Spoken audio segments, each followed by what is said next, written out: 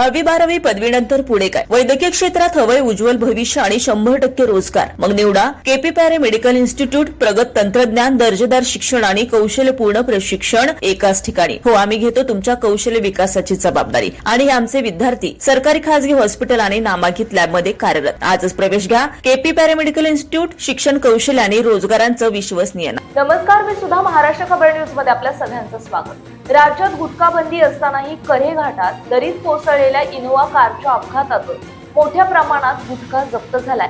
या घटनेमुळे गुटखा तस्करीच्या मोठ्या रॅकेटचा पर्दाफाश झालाय.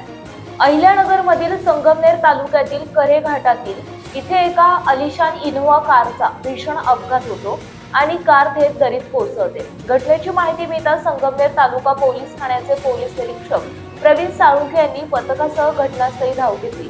कारमधील 2 युवक गंभीर जखमी झाले होते. त्यांना तातडीने रुग्णालयात हलवण्यात आलं.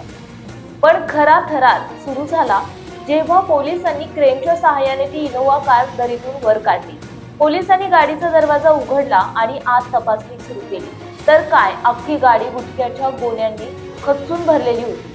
पान मसाल्याच्या नावाखाली तब्बल 8,37,000 रुपयांचा अवैध गुटखा या आलिशान कारमध्ये लपवून नेला जात होता. राज्यात गेल्या काही दिवसांपासून गुन्हेगारीने डोक्यावर काढलंय. गल्लोगल्ली ड्रग्ज, अंमली पदार्थ आणि बंदी असलेला गुटखा सर्रास विकला जातोय. आता तर चक्क पोलिसांना गुंगारा देण्यासाठी या गुटखा किंगनी थेट आलिशान गाड्यांचा वापर सुरू केलाय. परराज्यातून हा लाखो रुपयांचा माल संगमनेरमध्ये कोणासाठी आणला जात होता? या रॅकेटचा मुख्य सूत्रधार कोण आहे याचा तपास आता संगमनेर पोलीस करतायत. सध्या दोन्ही जखमी आरोपींची प्रकृती चिंताजनक असून त्यांच्यावर रुग्णालयात उपचार सुरू आहेत. त्यांच्या शुद्धीवर येण्याची पोलीस वाट पाहत आहेत, जेणेकरून या गुटखा साम्राज्याचं संपूर्ण जाळं उघड करता येईल.